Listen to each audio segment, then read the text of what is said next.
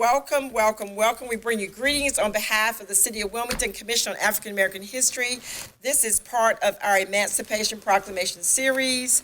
This is the second installment. The first was about churches. This is about education. We're so happy to have each and every one of you here. And just so you know, this session is being recorded, and it will replay on the city's GTV channel. So I just want to make you aware that we are being recorded.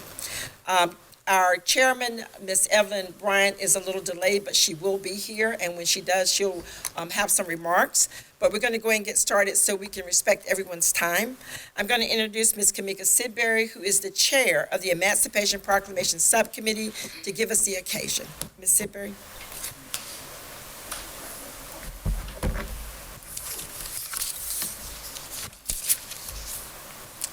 All right. Happy Black History Month, everyone. History Month. All right. Today we celebrate, we would like to celebrate how investments in literacy and education advance all communities. So think about where we are. We are in the Williston Room. And so this is an investment within our educational system, regardless of the denied resources that we were given as Black citizens. One of the critical elements to advancing literacy was historical Black literary societies. These societies held the promise of entry into public discourse concerning the destiny of Black people across the nation.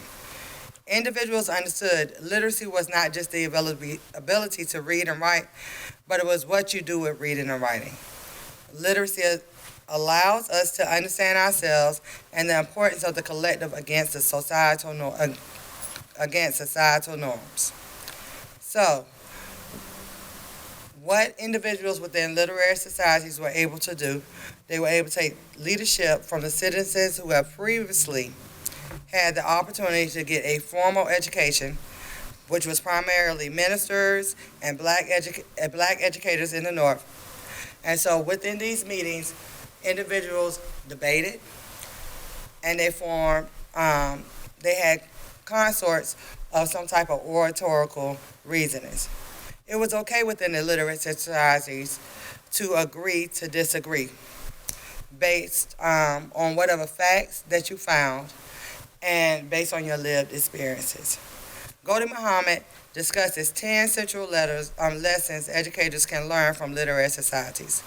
Literacy learning, number one, literacy learning encompassed cognition. Those are reading and writing skills.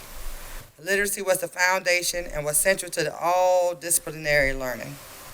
Literacy learning involved print and oral literacy, and we talked about that on Saturday with Ms. Joyce Greer when she talked about the importance of how you took on, when they were in school in Williston, rote memorization was very important. When they presented information in the front of the classroom, they had to stand. They had to remember the Constitution, and they had to recite it, regardless if you were an introvert or extrovert. And so that rote memorization gave them the skill to take on knowledge in a whole new way. And so that was taking on all three forms of communication. Literacy instruction was responsive to social events and people of the time. Literacy was tied to joy, love, and authentic fulfillment. Learners of different literacies and experiences came together to learn from one another. When we look at this is space right here. When we have our panel discussion, it is not limited to the panelists. Now, in your head, you form your own thoughts. You have your own discussions. You leave here, you have future discussions. So that is why we are here. And so within those literary societies, they had that discourse, and it was ongoing. It was not limited to one space. And so literacy learning was highly collaborative. And shared learning space was created, just as we have here. Literacy learning involved reading and writing, diverse text genres, and authorship. And so literacy learning was not only about just learning what someone else wrote, but you wrote your own information. You published your own documents. You made sure that you gave your own insight in a written manner. Literacy learning also focused on how to reclaim the power of authority in language through critical literacy. Lastly, number 10, identity and intellectual development were cultivated alongside literacy learning. It was not, we didn't speak, or you were not. Literacy learning does not encompass, it is based on fact. It is based on those lived experiences. It is based on you being able to articulate in a way that spoke intellect and excellence. And so that's what literary societies were basically about. And on this day, and every day that we celebrate this month, we want to understand the importance of literacy through those literary societies, and how you can be disagreeable in a manner that does not make you disdain or derogatory or anything like that, because we all have insight. You're going to even have different insights on these questions that will come from the panelists. So I thank you for attending, and we look to see for you in the future. Thank you.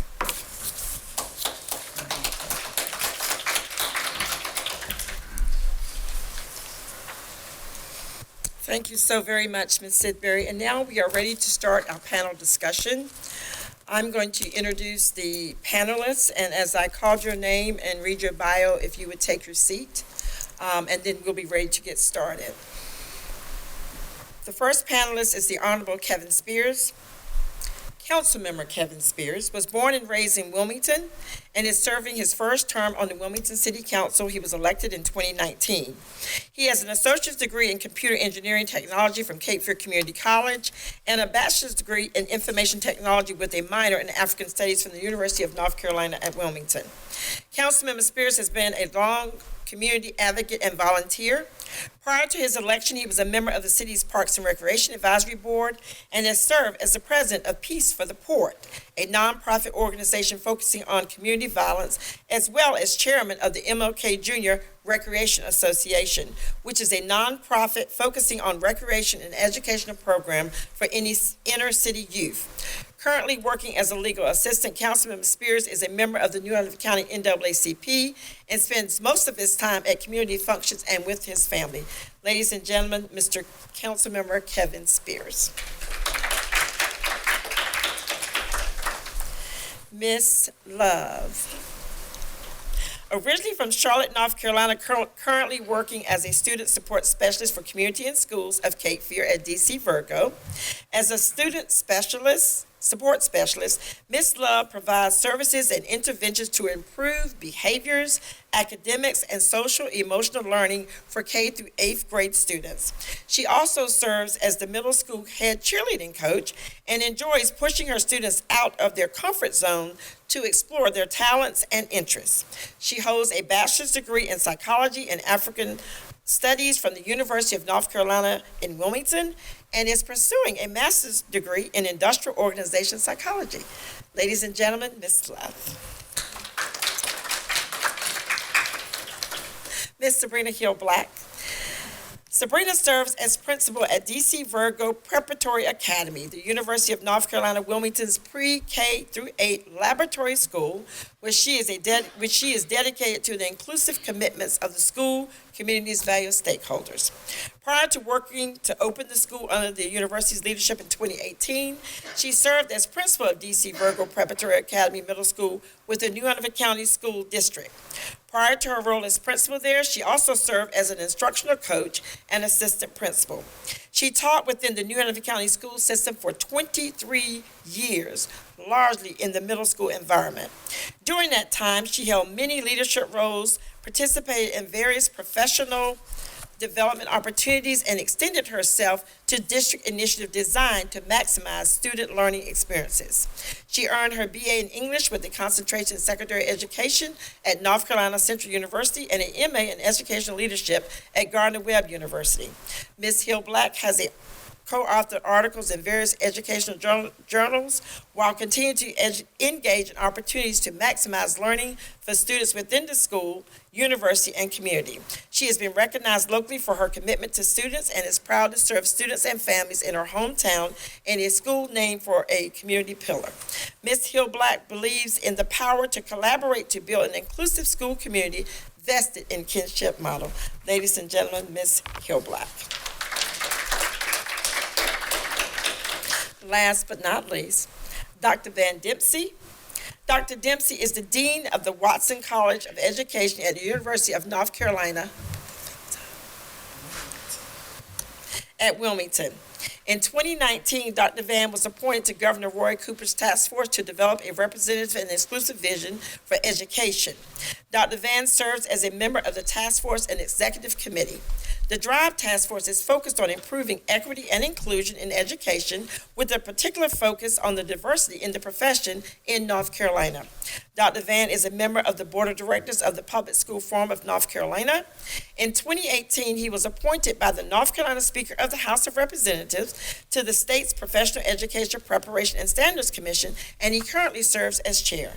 From 2013 to 2015, he served as the interim vice president for institutional assessment and effectiveness at Fairmont State University.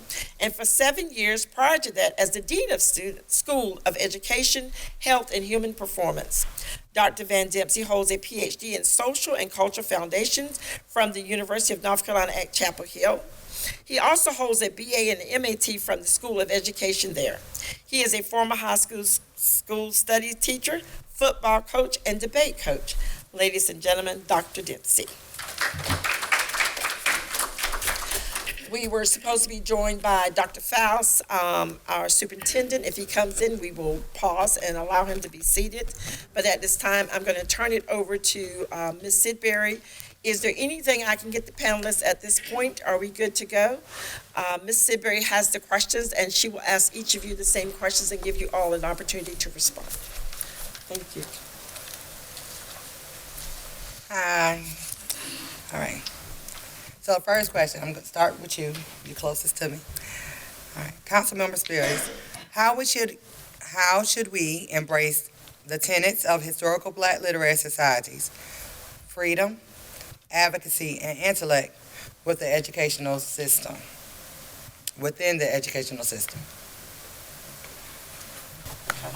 Thank you. Okay. Yes. All right. Yes. So All right. Ms. Love, same question. Do you need me to repeat it? Yes, please repeat the question. Right. And so everybody that's in the audience, please take a look at the diversity of our panelists, generational and as far as experiences and the stakeholders and the responsibility of where they are as far as being a stakeholder within the educational system. So I want to thank each of you for committing to this panel discussion. All right, so Ms. Love, how should we embrace the tenets of historical Black literary societies, freedom, advocacy, and intellect within the educational system? I think one thing that's really important is to make sure that as we're introducing students to all of those tenets, that we do our best not to give them any watered down version of history. I think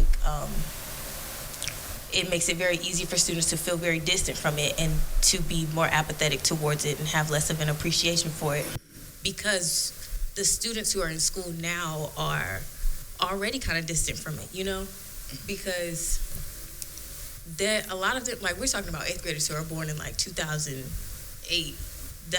Obama was the president. They're coming up with the Black president and all the representation that, yes, we've come as far as we have, and we know that there's so far to go, but it's kind of hard to really get a grip on the appreciation of the things that we see now and that we have now when their understanding of the past is as watered down as it is. I think I'm done. Ms. Hill Black. Same question. Same question. I'm going to piggyback off of Councilman Spears, and please excuse my voice. I think you asked the question of, do they exist, like historical societies? No, not if they exist, but just introducing them to people. Right, I think it's a reintroduction of them, because they exist. We call them book clubs. So when we think about what a book club is and what we bring a book club to a school or to the girl group or to the young men book club or the book clubs at church, really digging deep and figuring out what is it that we are reading and what are we discussing and why are we discussing this, and then what are we doing with that information? Because more than likely when the girlfriends are getting together for the book club, think back, I don't know, I might age myself, but Elin Harris, some of us were in the Elin Harris book clubs and the Toni Morrison book clubs, and what's my lady's name? Waiting to Exhale. Terry McMillan book clubs. those are literary societies in a sense, but they've taken on another level because of generations. So I think it goes back to what text are we reading? And are we intentional about the text we're reading and discussing to ensure that we are providing opportunities to talk about the Obamas before the Obamas, what was happening in Black societies, how using opportunities to get together to read and discuss that reading was uplifting to our communities. And we have to get back to that with our students, parents, and our communities. Oftentimes, we're too busy to pick up a book. And I'll be honest, I will do an audible in the car in a minute. But there's nothing like holding that text and holding that book and discussing it with someone and marking it up. I actually brought a book with me. Like Miss Sidbury was reading from the book, and it has dog pages and it has stickers in it. But I think it really goes back to how we utilize books and how we utilize literacy and having that impact on the larger society. Do you need me to repeat the question? Same question. Same question. Well, I may repeat things that people have already said, so I apologize for that. One piece that I think I can add to this is if you go back and look at, particularly in the 1800s with literary societies, debate societies, and book societies that Sabrina just talked about, I'm going to talk a little bit about debate societies. Part of what needs to happen for these kind of societies to happen is you've got to have the space where people not only come to participate in the whatever the topic of the society is, they got to come prepared. You have to come ready. You got to come knowing. You got to come with things to contribute. You got to come with background and experience and knowledge and whatever the content of the particular topic might be. And the one that it mentioned in my introduction that I was at one time a debate coach. I coached Lincoln Douglas debate. That's what I did when I was in high school. I was a Lincoln Douglas debater when I engaged in debate. The purpose of the event was to bring together opposing sides of particular issues to talk about what the different positions were, why people held the positions that they held, and then debate the particular merits of the position. So if you go back to even with book clubs that we have now, you use a common book, but you're talking about different interpretations of what's in that book, not because someone has the right interpretation, but the whole point is to hear the different interpretations of what goes on in that. And so part of embracing the tenets, to me, in a forum like this, is bringing people together to unpack what people think of, whether it's a book or it's a debate topic or it's a focus of a literary society, to get together to engage in a discourse and a conversation about what the potential multiple meanings of things might be that people can consider. Great, God. Thank you. All right, so now we're on to question 2. Now, question 2 is kind of loaded.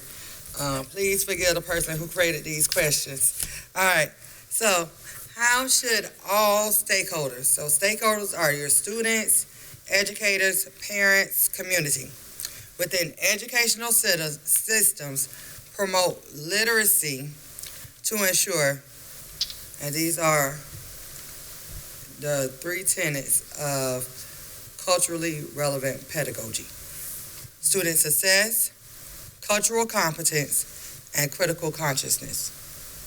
And so you can take each one, you can break it up however you want to, but so I can repeat it again.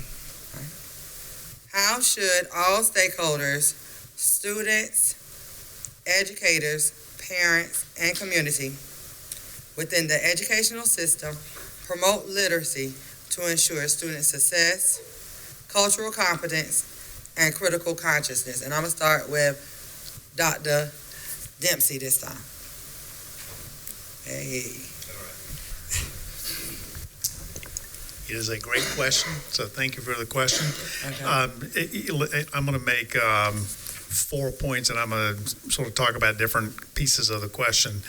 In order for the stakeholders to really be engaged with this work and promote literacy, first thing we've got to recognize is there are multiple forms of literacy.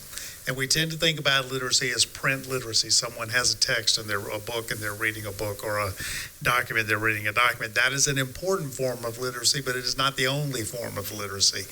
There's oral literacy, there's digital literacy, there's visual literacy, there's art-based literacy. All of those things are tools that human beings create to come to know the world. Text is the one Printed information is the one that we talk most about.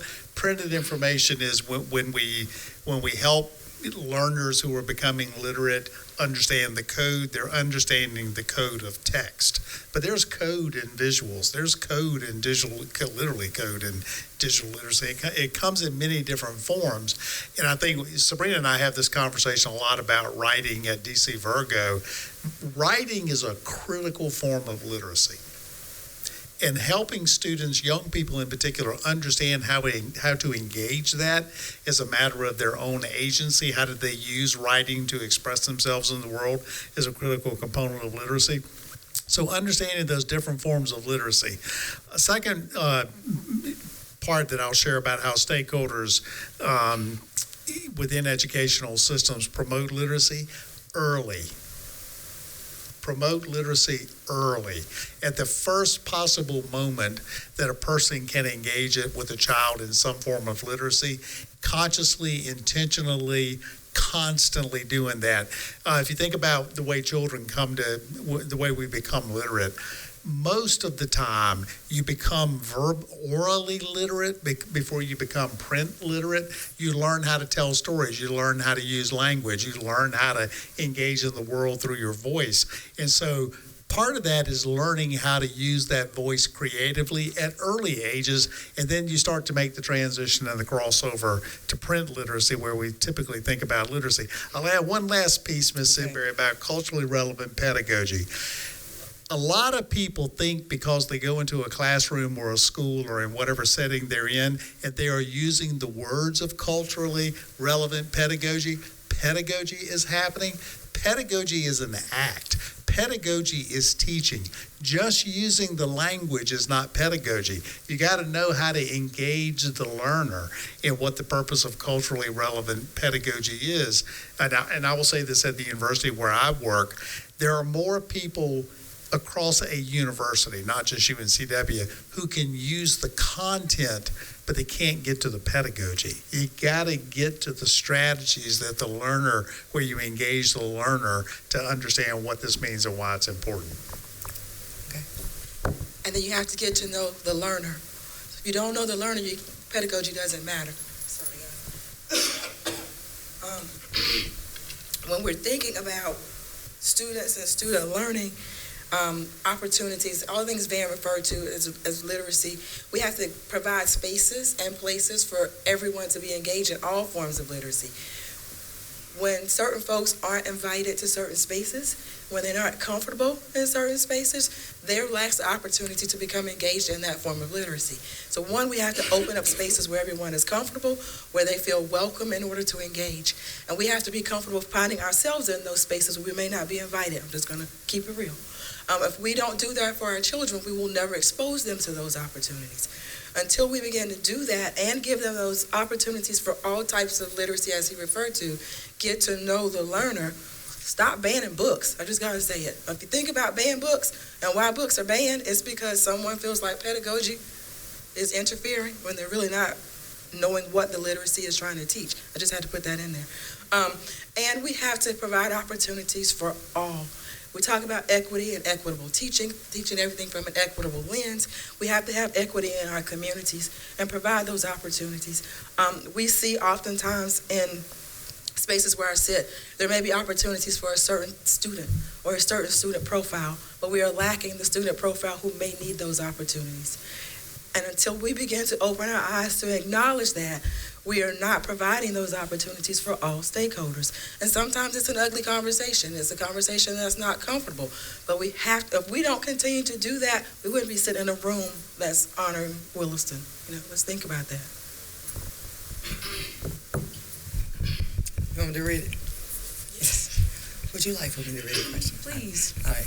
Should all stakeholders, students, educators, parents, and community within the educational systems promote literacy to ensure student success, cultural competence, and critical consciousness?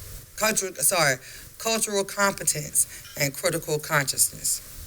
You're saying should they or how should they? How should they? I apologize. I think being very intentional and cognizant about the content that you are exposing students and scholars to. I think going out of your way to expose yourself to different things. So as you're getting to know learners and learning things yourself, you can be a vessel, be a part of that exposure. You know, there's a lot of nonsense that our children are already being exposed to, you know. So we have to be just as intense, and I guess we have to match the exposure, and that's exhausting, to be honest, which is why it's important for it to be a wraparound. So they can't just be at school with their educators who are trying to be very persistent in exposing them to things that are constructive and positive.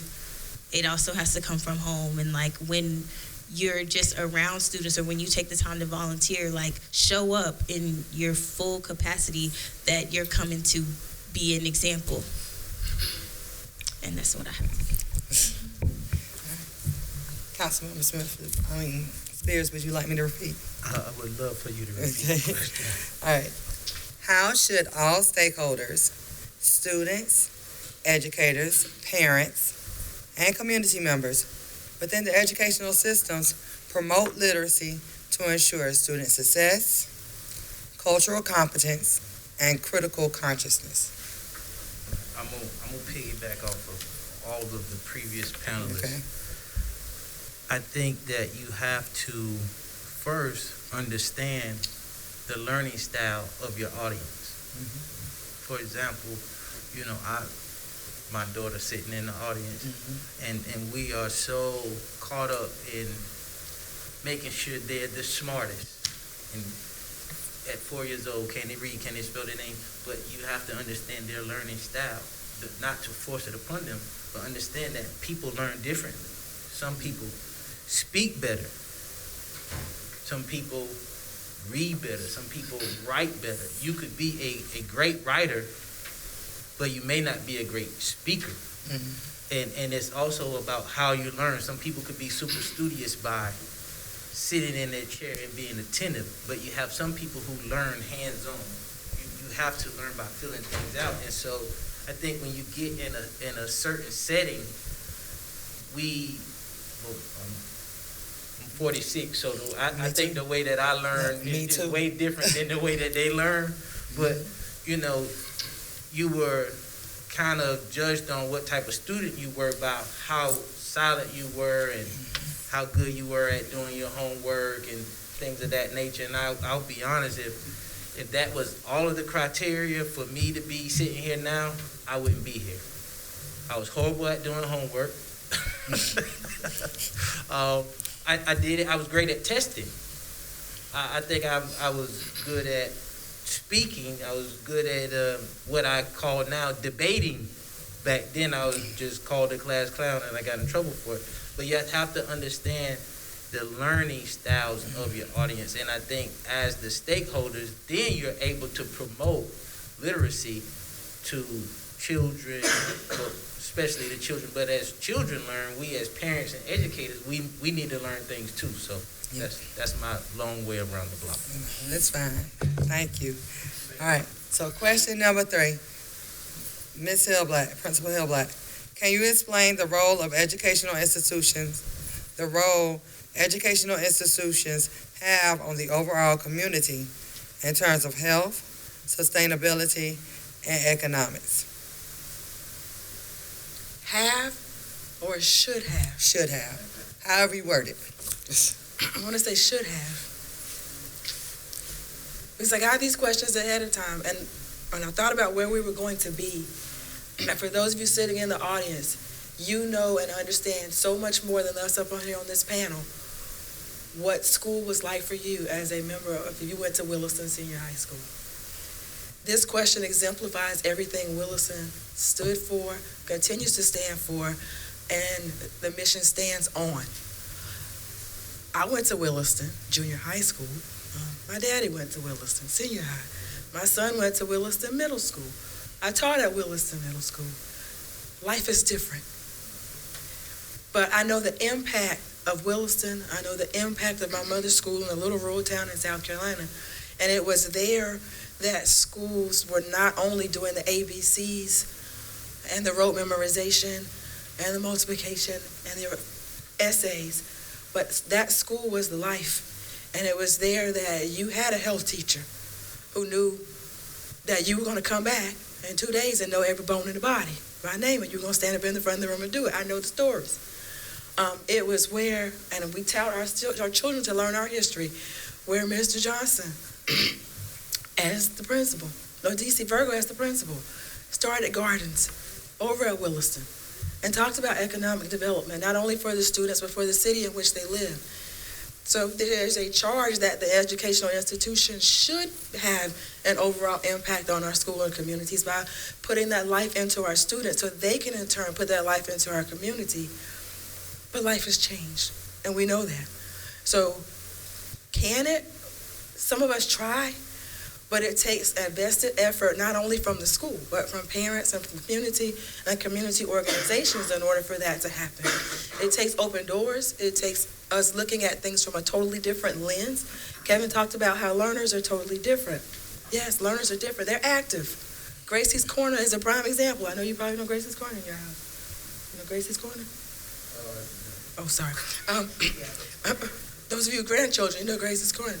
But I also know that I was one who had to stand up in that classroom, just like Willistonians. Pretty sure you know the prologue to Canterbury Tales or the introduction to the Constitution, because it was a requirement where health and community and sustainability come into play. It should start in school and lead into the community, but it should also be a collective opportunity for all of us.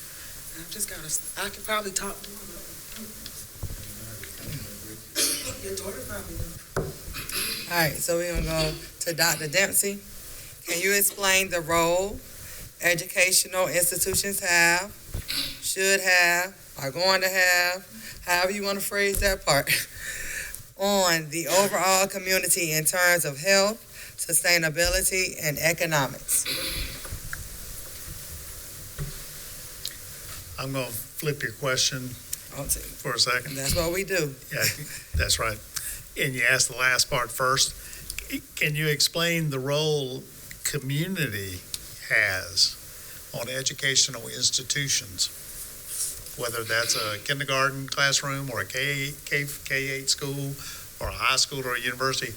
How is the community impacting what happens in the school? How's the nature of the community impacting the nature of what goes on in the school? So that I'm old enough, I'm looking at the pictures up here, I'm old enough to have been desegregated. So when I started school, I went through the fourth grade in what were historically segregated schools. Between the fourth and the fifth grade was desegregated.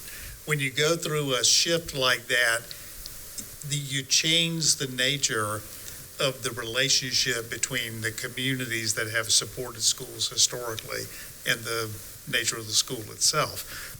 And so those two things can't be separated. A second piece that I'll add to it is there is no such thing as community if you don't have effective, functioning, learner-oriented, success-oriented, an expectation of success culture within the school. You can't do that in the absence of community. It is one of the most powerful forces that we have at DC Virgo, I think, is the sense of commitment and the sense of ownership that people who are in the Virgo community have for DC Virgo. I'll add one more piece, that the things that we want schools to do, particularly K-12 schools, we want students to grow up to come out of high school and they're able to go out and participate in community and civic responsibility. They come out of high schools and we want them to go out and be able to participate in democratic institutions. We want them to come out and go out and have some sense of economic opportunity. They know what the path is going to be for them in terms of how their education is going to lead to or can lead to an opportunity for them economically. if there's not a broader sense of that being important to the community, those things can't happen. The community's got to be committed to that sense of success, or what you're going to get is a lot of fragmentation where some people have access to some paths that will lead to that success, and for other students, those paths are closed completely off. If the community is not committed to making sure those paths are open, those paths won't be there. Thank you. Mrs. Love? Ms. Love? Would you like me to repeat? All right. Can you explain the role educational institutions should have, however we flip the question, on the overall community in terms of health, sustainability, and economics?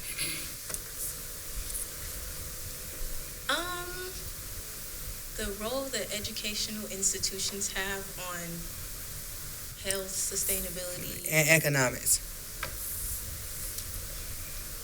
this is hard.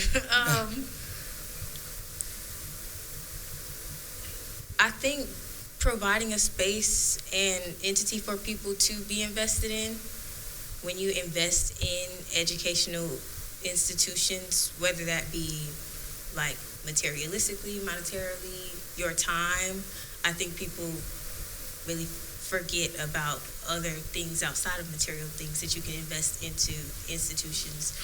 What is it that you want to see out of that? I think in terms of the community around educational institutions, they have the potential to shine a light on the community around them and just kind of bring attention to them. I don't know, this is a hard question, and I thought about this too. I was trying to think as we were talking as well. But yeah, I'm gonna stop there before I start saying stuff that doesn't make sense. Thank you. All right. Councilmember Spears. So, it's a good question. And I would use a word that Ms. Love used earlier. You have to be very intentional. I think for a lot of people, and I'll use Wilmington and myself as an example, we are in a place where we see names and we don't understand the significance of those names. We're just now finding out the significance of those names. Whether it be a Keenan Auditorium, whether it be Market Street, whether it be the former Hugh McCray Park. You know, a lot of times things were just placed upon us and we didn't question.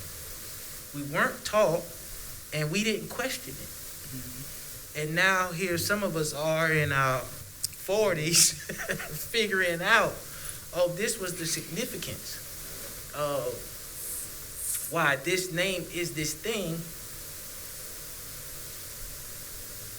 and it's been that way for so long. And so that's culturally, and then economically, it goes along the same lines, where if you're a minority, you feel like there is a financial literacy education that you don't receive growing up. And you feel like your white counterparts are being taught about all the things financial that you need in the world, that you need to be equipped with in the world to be successful. So a lot of times as Black adults, we come out feeling disadvantaged. So that's where the intentional piece comes in at, because those are conversations that need to be had. Again, and you have to cater to the learning style. Mm-hmm. Someone may not come out of a institution, and again, when we graduated, my first priority was not college. It was graduate from high school, get you a job. And that was how I thought. Graduate from high school, get a job. Later on, the message was, okay, now you probably need to get you some education. And then I did that. And I got an associate's, and I felt like that wasn't enough. I wasn't able to achieve the level of success that I had placed upon myself at the time. And so I went back to school. So, you know, there has to be a partnership within the community. And within the community, like Dr. Dempsey said, that's the institutions, the educational institutions, that is our homes, that be our churches. It could even be the banks. Yeah. You know, banks could try to help us foster some type of learning about what we need, how the banking system works. You don't achieve a level of success by just putting money in a bank. And I'll stop there because I can go on. No, you're fine. I was just going to add to that. Yeah, because I was like, Some of the things that you're mentioning go back to the second question about stakeholders. And it goes back to stakeholder commitments. Because oftentimes we forget that there is a group or there is an opportunity that we are missing to be able to teach about the names that are now coming up that no one knew about. And when and where we can have those conversations. And we think about our civic organizations, our sororities and our fraternities, and the things that we take so much pride in, using those opportunities as well to instruct and bring in other groups to have some of those conversations, because it may not be happening at school like you alluded to. You know, churches, but we got to get folks back in church, you know, if you want it to happen there. So let's be real about that. So that's another conversation for another day. But it takes stakeholder commitment, and it doesn't matter who, but if that commitment is there and we're willing to have that conversation with schools, parents, children. And oftentimes I say, and I think Van has heard me say that, I know everybody here who knows me has heard me say it, we have to target certain people in our communities that our parents will listen to. It's a different generation of parents. Who are they listening to? I feel like I'm old now. You know, I'm 50 plus. You said you're 46. But when I think about the generation ahead of me, sometimes that's not the news they want to hear, because they're not bringing it the way they want it brought. So we have to ask, well, who are they listening to? And bring those people into the conversation to give that information so that it sticks. But I think all the things you're saying is about commitment from stakeholders, and it's commitment of time. What do I always say? Your time, your talent, and your energy. It does not have to be materialistic. And we have to be able to receive it, and receive that people are going to receive it different, you know, and there's going to be debate. No, you're fine. Anybody else would like to add to that question? I just want to add one more thing. And we have to, and I think someone alluded to this earlier, you have to have people in the community that look like us. To really exemplify what you're trying to teach. Thank you. That's a whole other conversation. That's why I left it You right. said thank you. All right. So this is our last question, and then I'm going to ask you for a follow. Oh, well, not really the last one. Then we have a couple of follow-up questions.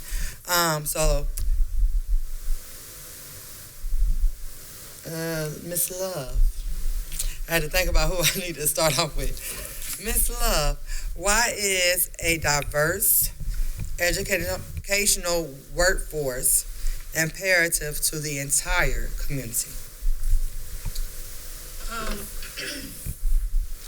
It's imperative, I think, for the students, obviously, so they can see representation in their leadership and who they are at school to be respecting and looking up to.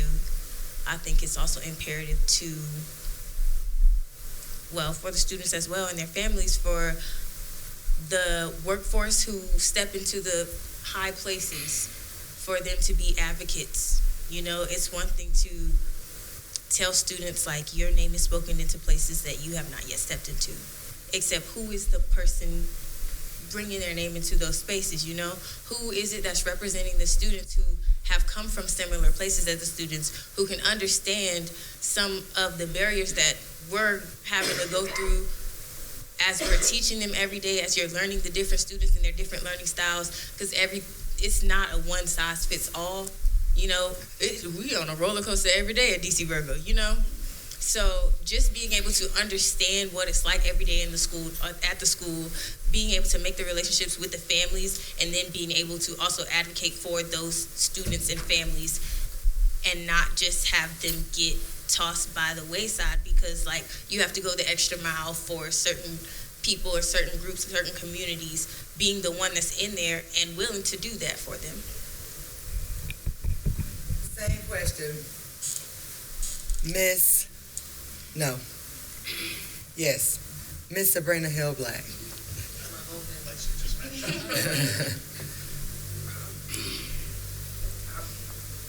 Basically, a diverse educational workforce is imperative to the community because it's going to reflect the community in which we live. It also prepares our students to live in a diverse workforce, to live in diverse communities, to live outside of a community and one day outside of Wilmington and be able to live, to be able to communicate, to be able to work alongside others. But it also makes us recognize that we have such diverse learners, diverse learning styles, diverse opportunities, diverse, I keep using the word diverse, but paths for our students. And I think the school system at large has recognized that. There are so many opportunities for students once they leave middle school that did not exist 5 to 10 years ago. You have students who may leave 8th grade and go into an early college program in high school where they are graduating from high school with an associate's degree as well. Or the early college program at the university where they are graduating from high school with not only their high school diploma, but 2 years of undergraduate credit at no cost. And the hope is that they will remain at the university in which they are residing and stay for that additional 2 years so that they're really only having to worry about tuition, which more than likely are scholarships, to pay for that final 2 years, and they basically have a free education. You also have situations where you have high schools where students are graduating with certifications. That at one time, Kevin, when we were in school, you had to have that extra certification to go work at GE or DuPont. They're graduating high school with that added to their high school diploma now. So diversifying education equals a diversified workforce. Everybody doesn't have to think, I'm just going to work and I'm going to work here and this is going to be my end. No, teaching them that they have to advocate for themselves and look at the paths in which they want to follow so they have an opportunity for all that extra education and training and utilize it to the best of their ability. But also having stakeholders and having someone in their court to encourage that. If it's not being encouraged outside the school, where else is it going to be encouraged? And having those open conversations and open forums. Again, inviting us into spaces and finding your way into places so you can receive that information and press that knowledge with students. Thank you. All right. Councilmember Spears. I'm about to. Why is a diverse educational workforce imperative to the entire community? Now, are we talking about as far as demographic? Demographic, however you want to phrase it. It is yours to answer. Okay, I'll speak on demographics first. And I think it is very important to have a diverse educational workforce. But I think we need to exceed the expectations, and I'll use the word of status quo as far as demographics to diversity. If we look at where we are in the city of Wilmington in New Hanover County, where the white population is 78%, the black population is around, it's 19% in the city limits and 13% in the county. So we can't be comfortable with 1.9% black people in the workforce. And that's what I mean, we have to exceed the expectations. And I don't mean we need to lessen the percentage of other folks in a workforce or in an area, but we need to step it up as far as who we work around, and not just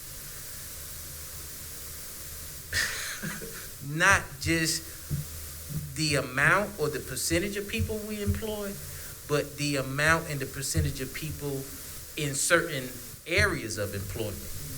You know, if you have an organization that employs 500 people, and you talk about diversity, and you say that you have 50 minorities who work in this organization, and 30 work on the janitorial department, and 19 work in the cafeteria staff, and you got one that's a middle manager. That's not diversity. And so we, as stakeholders, we have to look at this. You know, that's not diversity. That's not fair. And we're not teaching that to the younger generations. We're not even teaching that to the older generation. And if we don't challenge that, we're stuck in 2023 with the same run-of-the-mill type of operations that we had in the early 1900s and possibly the late 1800s, because some of the wealth that was generated, let's just be honest, in 1898 still exists in 2023. That's not diversity. We haven't moved the needle that far. And over a century, we haven't really moved the needle. So you have to be, again, very intent about diversity and how you teach it. It cannot just be the status quo. It cannot just be the certain percentage of the population or the certain percentage of the school or the certain percentage of whatever. That's not fair. And if you look at it at whether it's schools, failing schools, inner city schools, whatever you want to call it, neighborhood schools, however you want to look at it, no, not much diversity. So I'll stop because I can go on for a while. All right. Dean Dempsey. Yes, ma'am. Question. Why is a diverse educational workforce imperative to the entire community? Can I connect a little bit back to literacy? You can connect it to whatever you need to. Think about the importance of literacy, that we know how important literacy is. Everything else that happens in education and in learning is based in literacy. It's based in your ability to read, to write, to read the world, to engage in the different forms of literacy that we talked about earlier. But think about literacy as if it was water. Something gets into water, doesn't matter where you live, doesn't matter which neighborhood you're in, something's in the water. Everybody's worried about that water because it's a sole source. The water comes basically from a handful of, when we went through the Keymores dynamics a few years ago, elections were won and lost on what was in the water. And if you watch the TV commercials, Keymores built a wall somewhere from here to Raleigh. I still haven't quite figured out what that thing is. But the money that went into making sure the water was safe. So think about if literacy was treated the same way.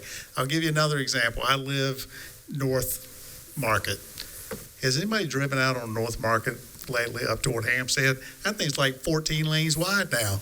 And they still haven't dealt with the traffic. But the investment of resources to be able to move traffic in that part of Wilmington and New Hanover County north, and then the traffic coming south, and it's an investment of a critical infrastructure need, and we've committed billions of dollars across North Carolina to do the same project in other places. What if literacy worked the same way? And we made that investment of going to educators and saying, what is it that you need to ensure we get the outcomes for all learners that right now we're getting from some learners? Because that's the basis of the economic connection and how the workforce is tied to the entire community. I'll give you 2 or 3 statistics. I'll talk about drive a little bit. Okay.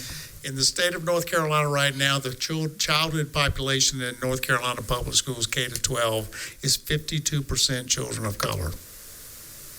And it is becoming more that way. The direction is moving into an increasingly larger percentage of children in public schools being children of color. The teaching population in North Carolina is 82% white. becoming more white. Those two lines are moving away from each other, so that's sort of part one of the puzzle. Part two, we know that in public schools in North Carolina, that when students of color have teachers of color, learning outcomes and student achievement increases. It's a fact. It's in the data. It's in the research. If children of color have teachers of color, the outcomes for them, the positive outcomes for them increase. And guess what else? Guess who else gets better? White kids. The problem is we're not producing enough teachers, period, because they get paid $37,000 as a starting salary, and it's hard to get people to come out. There are all kinds of reasons it's hard to get people to come into the profession, but it's hard to get people to go in the profession right now. I'm going to wrap it up, I promise. No, you don't have to.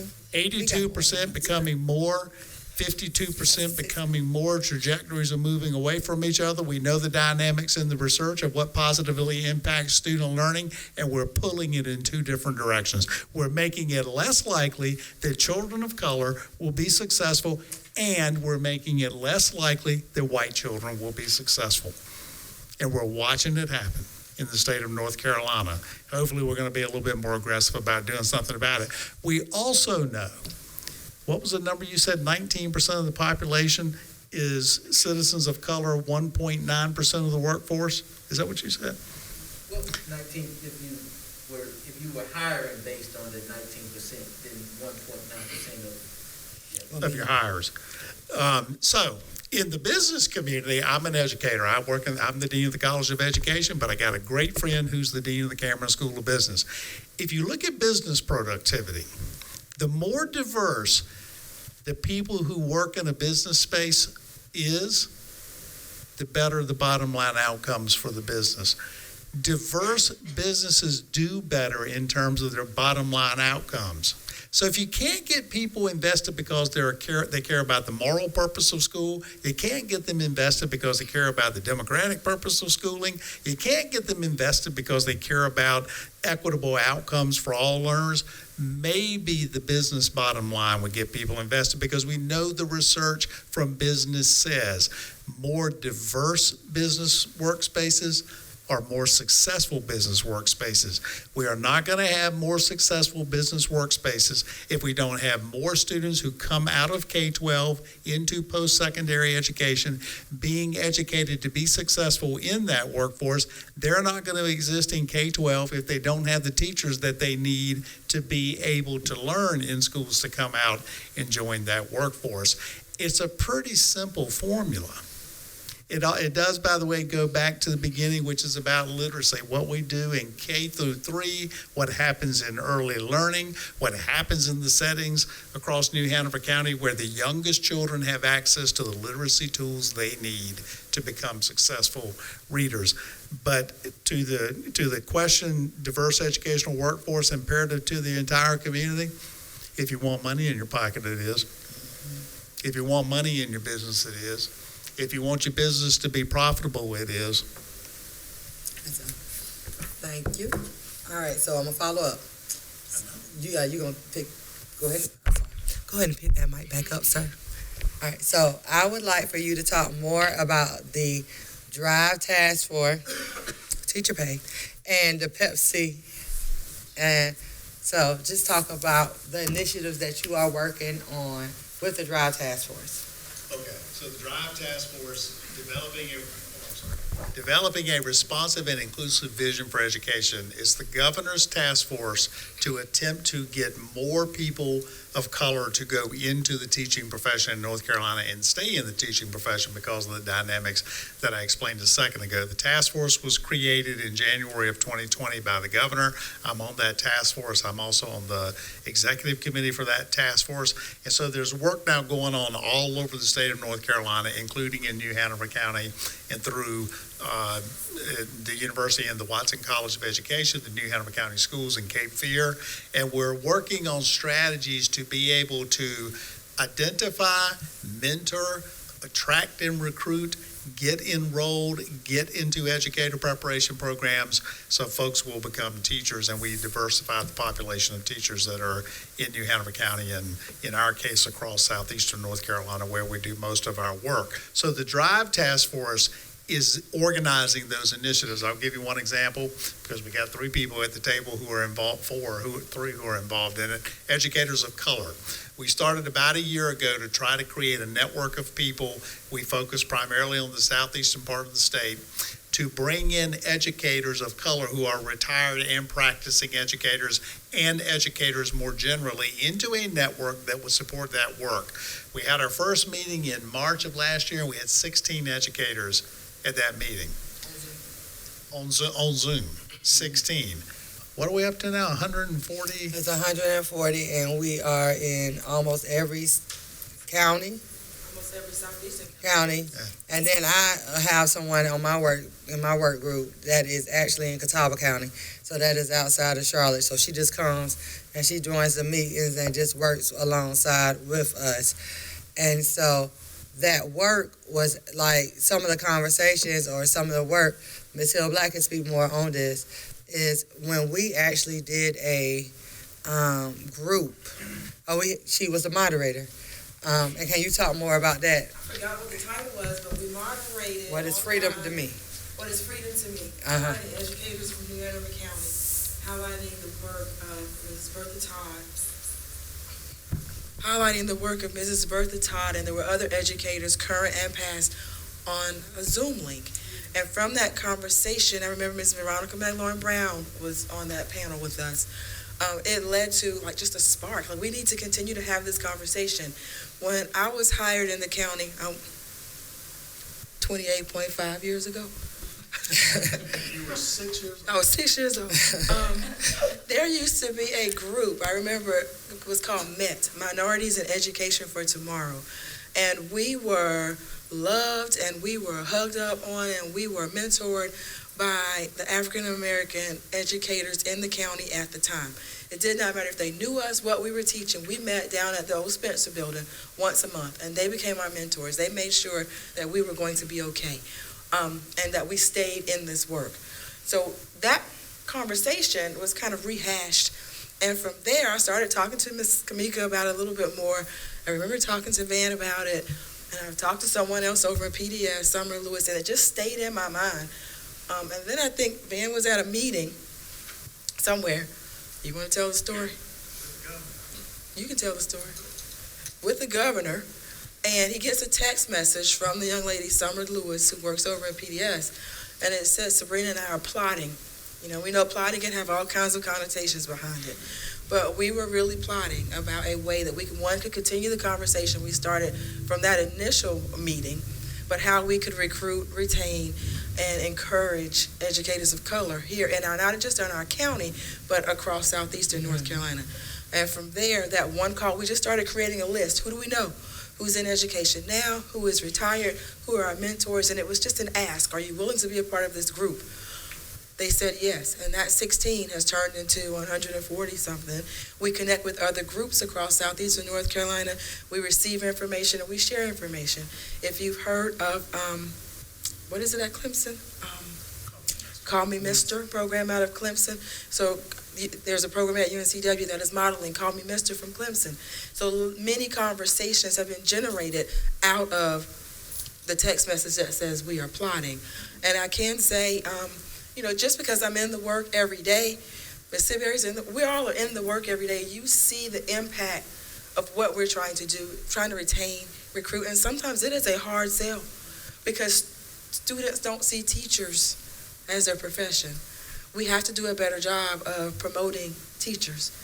When they go to a recruitment fair, or if you're invited to go to a school and they ask you to come to the job fair, it's career week, ask them to make sure they have a teacher there, because teachers aren't highly recruited because students don't know that. They need to see the other side. Teacher cadet programs going on across North Carolina in different schools. Students who are in school and receiving scholarships to become teachers and come back into their counties to teach. There's scholarships for that. One of the things that we kind of do is just something that we do at Virgo. Our children don't know. We're breeding them to become teachers. 8th graders, we need help in kindergarten today. Who's going? And some of them are like, I'll go. And another one might say, I ain't going down there today. But just breeding them to think about what it is and what it can be. Because oftentimes, I know Van probably knows the data off the top of his head, how many second career teachers do we have? And when we think about that impact, you could have done that first, and the impact you would have had on children then. Because oftentimes, as Kevin said, go get a job, and then the education comes behind it.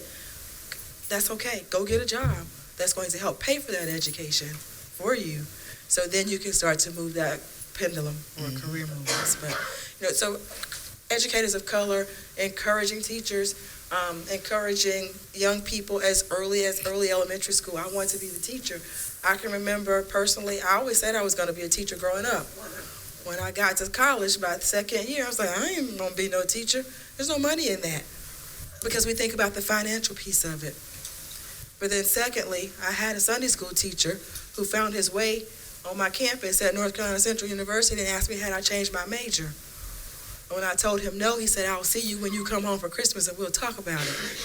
And we talked about it, and I changed my major the next year.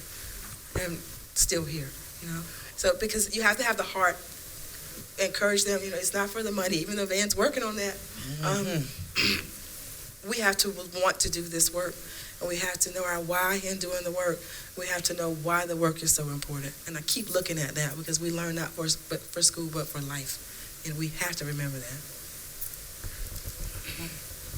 So I got something else I'm gonna ask you about, but yeah, just let me come to Freedom Schools. So, Ms. Love. Can I have one more piece? Yes. I'm sorry, I didn't say this. The hard work is convincing people who don't have connections to schools to support schools. People who don't have children in schools, they don't have grandchildren in schools, they don't live down the street from a school. I'll go back to my analogy about water. Schools are important to a community whether they have children there or not. Schools are critical to the livelihood of a community whether you have nieces and nephews or children and grandchildren there or not. They're important whether you know teachers or not. Schools are as essential to the quality of life in a community as the water is. And we've got to do it. People in jobs like mine have got to do a better job of getting people who are not connected to schools connected to schools. That's the challenge is to build the support there. North Carolina's got the resources to do what we need, a $6 billion surplus, I think, right now. We've got the resources. It's the will to use them that we're missing. Thank you. Freedom Schools.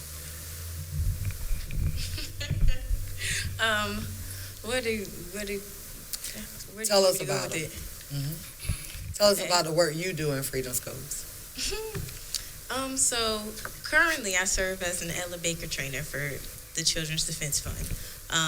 Children's Defense Fund sponsors Freedom Schools. We have a Freedom School site here in Wilmington, which I got to serve as an SLI, Servant Leader Intern.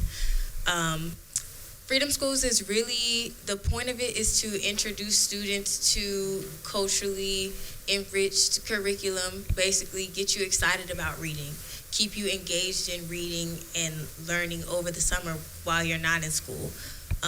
We have time in the mornings we call it Harambe, which is a Swahili word for let's pull together.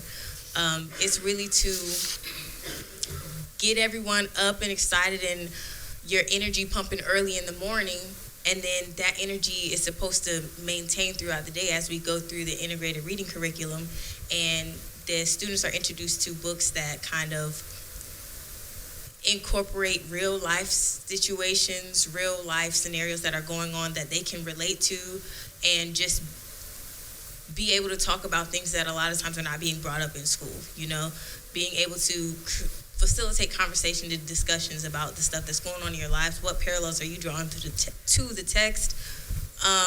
And then they have activities as well to just kind of introduce them to different things, broadening students' horizons. So I'm not going to do too much. You have to talk to my boss to get me up here. You got to pay for this, all right? No, I'm just kidding. But yeah, that's Freedom Schools in a nutshell.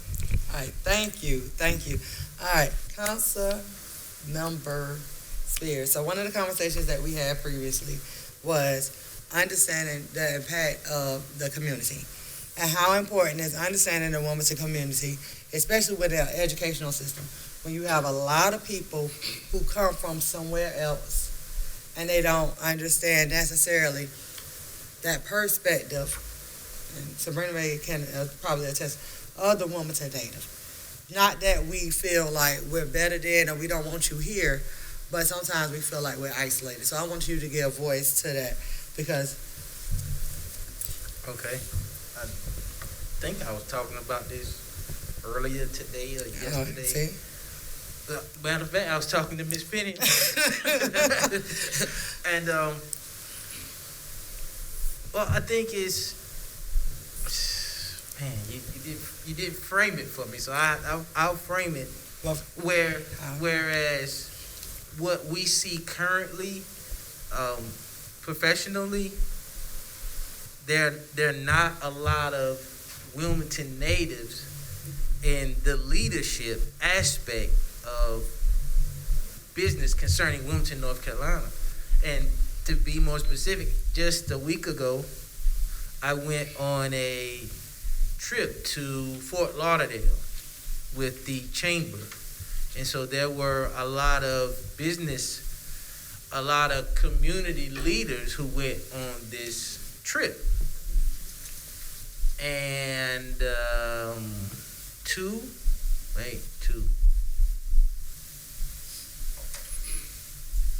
maybe two. I was gonna say, I don't know. Wait. Maybe two. I think two were, and one was working, so me. Maybe just me that was a Wilmington native. And so, nothing against anybody else that's involved in leadership in the community. And when I say community, I mean the entirety of the community. But you have to have the perspective of people who are from the community involved in leadership. Because if you don't, then you only have the perspective of someone who is new and only sees the positives of the community, and whatever negatives they see of the community is potentially hearsay. And so that's a grave danger to everyone in our community. So a lot of times, if you hear me talk, I talk about the potential greatness that Wilmington has, but we're not quite there yet. And what I mean is because for people who move here and have great jobs and are transplants, that is misleading to the native Wilmingtonian who has not climbed the ladder of success, and is also a slight to the people who have volunteered in the community doing the work. But then you may have an outsider who comes in and they're paid to do this work, and they've been given all of the accolades for doing the work that people have done for years and some for decades. But your work is good, but it's not good enough for you to be paid in that profession or to be a leader. And so a lot of people in our community, they do have a problem with that. I don't think people have a problem with other professionals coming to town, but they have a problem with people being, with themselves being overlooked. Again, I'll use myself as an example. The same ideas that I have now are the same ideas that I had when I wasn't a councilman. But they're really they're receptive now. Because you are. Because of the title. Then before it was just, being deemed as something else. So I hope that answers your question. No, that answers the question. And I think sometimes that we lose sight.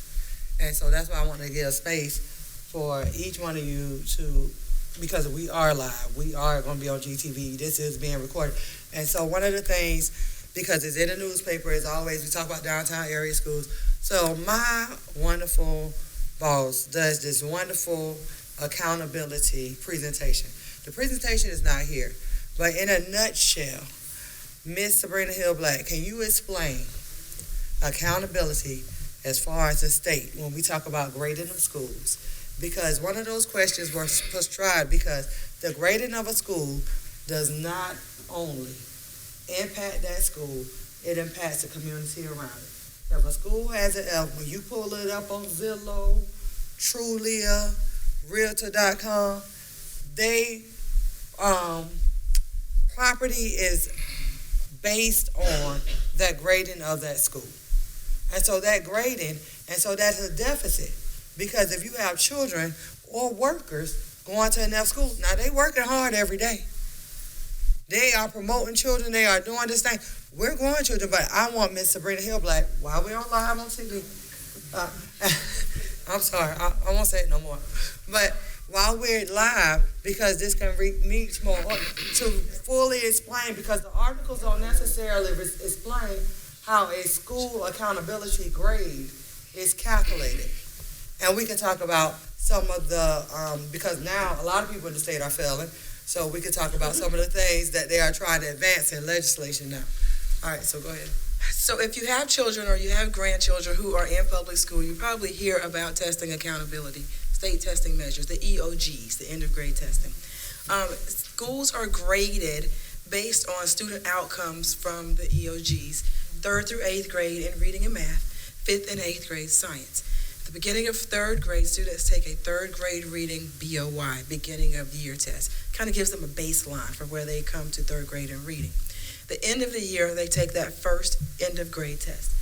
There are state standards that are based on Common Core standards, that are national standards for all of those subjects. So teachers teach basically to the standards. You may see schools that have a curriculum, or you may see schools that have 2 or 3 curriculums, or they use parts of a curriculum. What they're trying to do is find lessons to provide instruction to meet the standards. It's not the old book anymore, when you were sitting in the blue group, green blue book, red book. It's all about standards. You may have heard some grandparents or even parents and even teachers like, what is this new math? It's Common Core math. It's a little different. See one of my parents out here, she understands. So at the end of the school year, all students are provided an opportunity to take the end of grade test. That test is assessing them based on standards. At the end of that assessment, they are leveled, a level 1, 2, 3, or 4. A level 3 is considered proficient. 5, we find some students who also made level 5. So 3 through 5 are proficient. That means that student is meeting the state standards. Do we know what formula they're using? No, they never tell us that. We don't see the questions. There's so much test security around the test now that teachers don't see the test and they may get a glimpse as they're walking around and monitoring the room, but there is no looking at the test and studying the test prior to teach the standards, okay? So as children receive their scores and parents receive their scores a few days after, you know that child passed or did not pass, or they were proficient or not proficient based on state.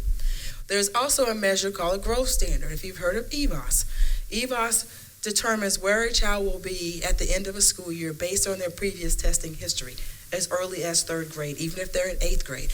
They also have a predictability model there. When you look at the graphs, it will show you on a graph where a child was in 3rd grade at the beginning of the year up to where they tested that current year. That is considered a growth model. Are we growing that child academically where they were when they came to that school at the beginning of the year to the end? And what you really want to see is that a child has grown at least 1 school year, okay? The formula to determine whether that school has a grade is a compilation of every child's test score in the school, 3rd through, if it's elementary school, 3rd through 5th grade, reading and math, and 5th grade science. A school like ours, K through 8, so we're looking at 3rd through 8th grade reading and math, and 5th grade and 8th grade science. The number of students who are proficient overall make up 80% of that formula. The growth measure for all of the students combined make up 20% of that formula. So, for example, I don't remember my numbers by heart, but 80% of our students, at least 80% of our students did not pass the test. They were not proficient. That low proficiency score is 80% of that overall formula of the 20% growth. I can tell you that we had a growth model of almost 76%. So when you think about growing children at 76%, that's a compilation of every student. When you look at the grading scale of what it once used to be, that's about a C. But that's only 20% of that model.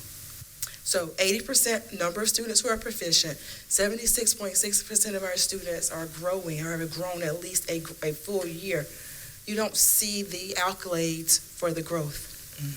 Because we're looking at circumstances where some of the students may not have been our students 3rd through 7th grade, and they came to us in 8th. So their learning and their instruction was the result of someone else somewhere else, but it's that 1 year.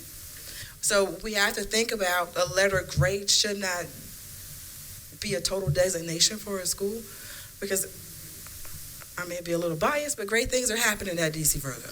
Great things are happening at Williston. Great things are happening at other schools that are deemed D and F schools. But that one formula and that one letter grade, I don't want to move into that area. But you may want to move into the area, because if you've been by DC Virgo lately, you will see the new housing that is now across the street. That's another conversation, Councilman Spears, that may have an impact on our letter grade later. We have to really consider that. Who's moving into those houses? Will children be in those houses? Will families be able to afford those houses to send their children to school in a neighborhood school that's directly across the street? So it's a larger conversation to be had. But what we want to get away from is judging a school by a letter grade instead of getting to know what's happening in the school for individual students. Our teachers work hard. And I'm not saying it because I'm there. I taught there before moving into the principal role. I still teach. If I don't have a teacher, you'll see me in the classroom. I teach all the time. They're the hardest working teachers in lower performing schools that are deemed lower performing everywhere, because they are so conscientious about how I'm instructing. Am I differentiating that instruction that we talked about later? Am I teaching my children that there is a path to success? Am I taking into consideration that all children do not learn the same? So they are doing the work sometimes of 3 or 4 or 5 instructors to one group of children because they're meeting their needs. There's a parent of one of my teachers sitting in the room right now. I know how hard his daughter works and loves being there, because we're there for the children so they won't have to live behind a letter grade. So that letter grade, it's very controversial. There are conversations right now, about changing the formula. I have not. Yes, There are. So maybe we'll see in the future that if that formula changes, even from 50 to 50, you will see a flip in letter grades for designated schools. You also would see that there are some schools that have A's, but they can't grow their students. So if that formula was flipped and they weren't growing their students, their letter grades would flop. So that's also something to consider. It's about educating everyone, as you said, people who don't have children in school and are not connected to schools, about school and what school life is. So thank you for the panel again, and Ms. Seabury, as always, great panel discussion. Thank you for the people who have come out and participated, and please make sure that, I'm sure that you know when the next event is coming up, and we are hoping to have more people come out, but if not, spread the word. Make sure you remind people they could follow it on GTV, which has been very effective. This is the second, third year that we've done this, and it is a great conversation starter.